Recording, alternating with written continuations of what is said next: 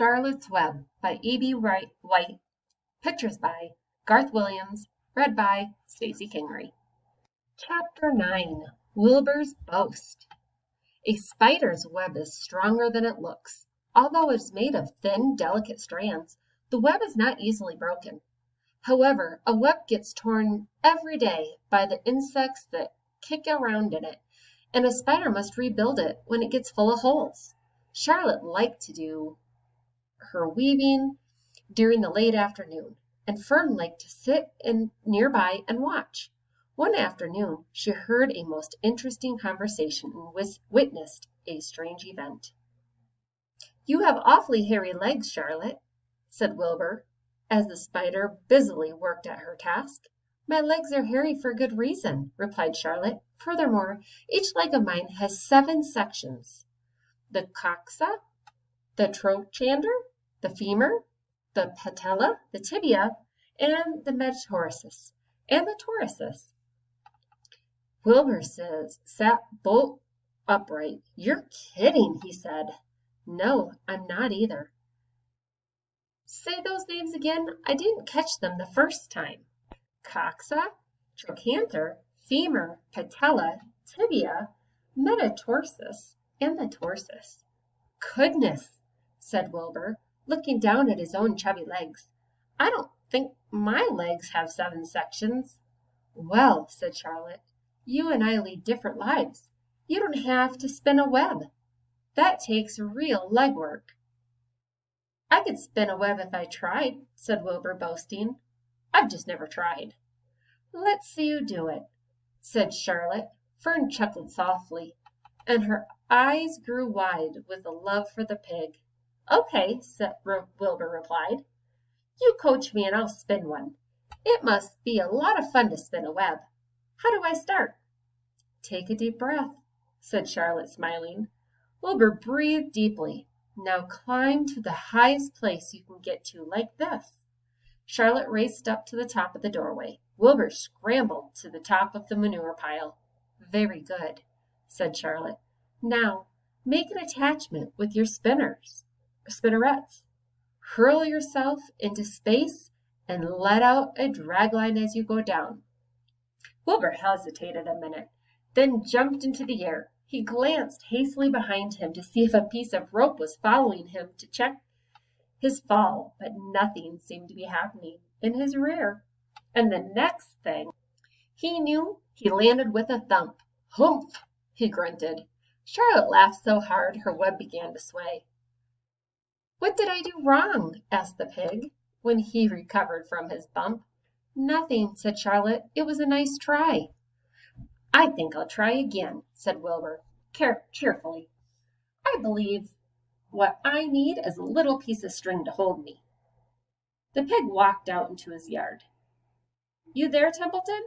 he called. The rat poked his head out from underneath the trough. "Got a little piece of string I could borrow?" asked Wilbur. "I need to spin a web." "Yes, indeed," replied Templeton, who saved string. "No trouble at all. Anything to oblige." He crept down into the hole, pushed the goose egg out of the way, and returned with an old piece of dirty white string. Wilbur examined it. "That's just the thing," he said. "Tie one to my tail, would you, Templeton?" Wilbur crouched low with his thin curly tail towards the rat. Templeton seized the string, passed it around the end of the pig's tail, and tied 2 half hitches. Charlotte watched in delight. Like Fern, she was truly fond of Wilbur, whose smelly pen and stale food attracted the flies that she needed. And she was proud to see that he was not a quitter and was willing to try again to spin a web. While the rat and the spider and the little girl watched, Wilbur climbed again to the top of the manure pile, full of energy and hope. "Everybody watch!" he cried, and summoning all his strength, he threw himself into the air head first.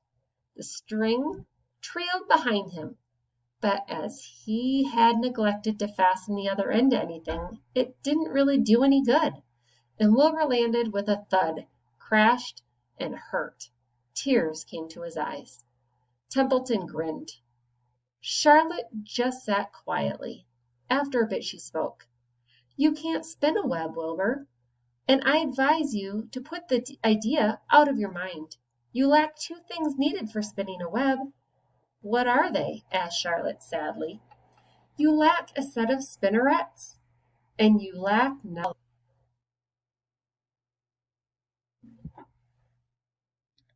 But cheer up, you don't need a web. Zuckerman supplies you with 3 big meals a day.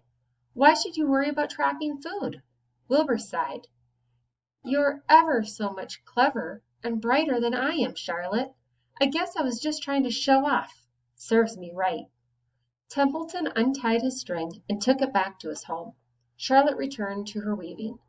You don't need to feel badly, Wilbur, she said. Not many creatures can spin webs. Even men aren't as good as spiders, although they think they're pretty good, and they'll try anything. Did you ever hear of that Queensboro Bridge? Wilbur shook his head. Is it a web? Sort of, replied Charlotte. But do you know how long it took men to build it? 8 whole years. My goodness, I would have starved to death waiting that long. I can make a web in a single evening. What do people catch in the Queensboro Bridge? Bugs? Asked Wilbur. No, said Charlotte. They don't catch anything. They just keep trotting back and forth across the bridge, thinking there's something better on the other side. If they'd hang head down at the top of the thing and wait quietly, maybe something good would come along. But no, with men it's rush, rush, rush, rush, every minute. And I'm glad I'm a sedentary spider. What does sedentary mean? Asked Wilbur. Means I sit still a good part of the time, and I don't go wandering all over creation. I know a good thing when I see it, and my web is a good thing. I stay put, and I wait for what comes. Gives me a chance to think. Well, I'm sort of sedentary myself, I guess, I said to the pig. I have to hang around here whether I want to or not. You know where I'd really like to be this evening? Where? In a forest looking for beech nuts and truffles, and delectable roots, pushing leaves aside with my wonderful strong nose, searching and sniffing along the ground, smelling, smelling, smelling. You smell just the way you are, remarked a lamb, who had just walked in. I can smell you from here. You're the smelliest creature in this place. Wilbur hung his head. His eyes grew wet with tears. Charlotte noticed his embarrassment, and she spoke sharply to the lamb. Let Wilbur alone, she said. He has a perfect right to smell, considering his surroundings. You're no bundle of sweet peas yourself. Furthermore, you are interrupting a very pleasant conversation. What are we talking about, Wilbur? When we were so rudely interrupted. Oh, I don't remember, said Wilbur. It doesn't make any difference. Let's not talk any more for a while, Charlotte. I'm getting sleepy. You go ahead and finish fixing your web, and I'll just lie here and watch you. It's a lovely evening. Wilbur stretched out his head. Twilight settled over Zuckerman's barn, and feeling of peace. Fern knew it was almost supper time, but she couldn't bear to leave. Swallows passed the silent wings, in and out of the doorways, bringing food to their young ones. From across the road, a bird sang, Whippoorwill, whippoorwill. Lurvy sat down under an apple tree and lit his pipe. The animal sniffed the familiar smell of strong tobacco. Wilbur heard the trill of the trees, toads, and the occasional slamming of the kitchen door. All of these sounds made him feel comfortable and happy, for he loved life. He loved to be a part of the world on a summer evening. But as he lay there, he remembered what the old sheep had told him. The thought of death came to him, and he began to tremble with fear. Charlotte, he said softly.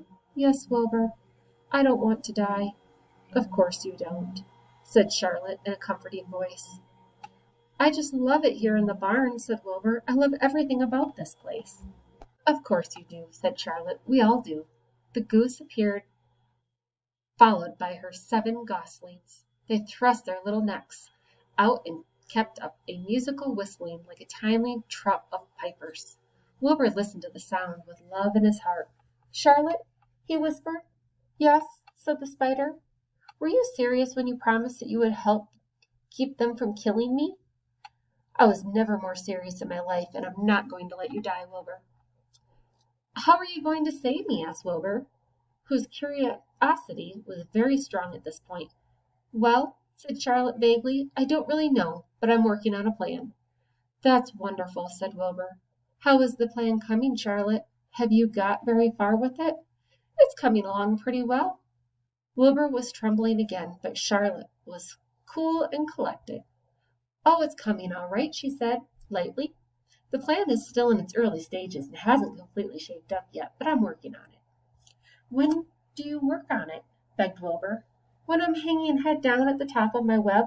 That's when I do my thinking, because all the blood is in my head. I'd be only too glad to help in any way I can." "Oh, I'll work it out alone," said Charlotte. "I can think better if I'm alone." "All right," said Wilbur. "But don't fail to let me know if there's something I can do to help, no matter how slight." "Well," replied Charlotte, "you must try to build yourself up. I want you to get plenty of sleep and stop worrying. Never hurry and never worry. Chew your food thoroughly and eat every bit of it, except you must leave just enough at Templeton. Gain weight and stay well. That's the way you can help. Keep fit and don't lose your nerve. Do you think you understand?" "Yes, I understand," said Wilbur.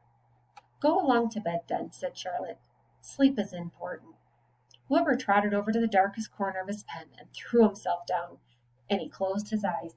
In another minute he spoke. "Charlotte," he said. "Yes, Wilbur."